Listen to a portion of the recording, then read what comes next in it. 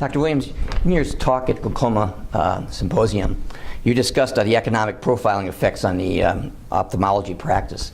Could you outline for us what you see as economic profiling and what are the effects on the practice, the clinical practice? Well, economic profiling of ophthalmologists is something that's already occurring, and ophthalmologists are being affected by it, but so many ophthalmologists are busy with the clinical aspects of practice and don't realize that this is happening.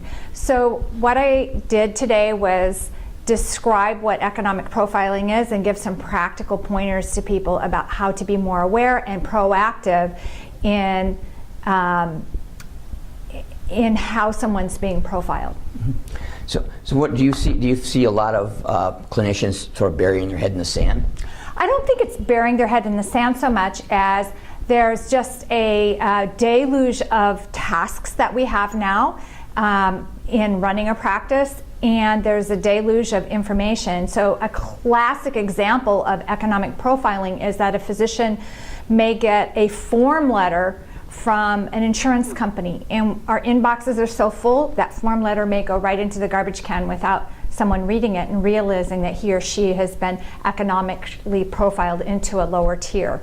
So my talk today describes how the process happens and gave some practical advice about how to approach it. So what would you, in summary, what would you recommend to the clinician to be more aware of what's going on? Well, first of all, my main point is to read your mail and look for these letters because they look very innocuous. Secondly, to have relationships with the payers and make a phone call. A phone call can be very, very effective.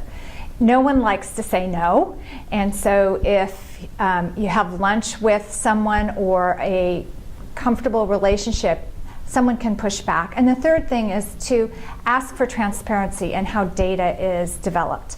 So most of the time when we're profiled, we have no idea what those decisions were being based on. And one thing I would like the world of ophthalmology to do is to insist on transparency of how data is developed. Thank you, Dr. Williams. Sure.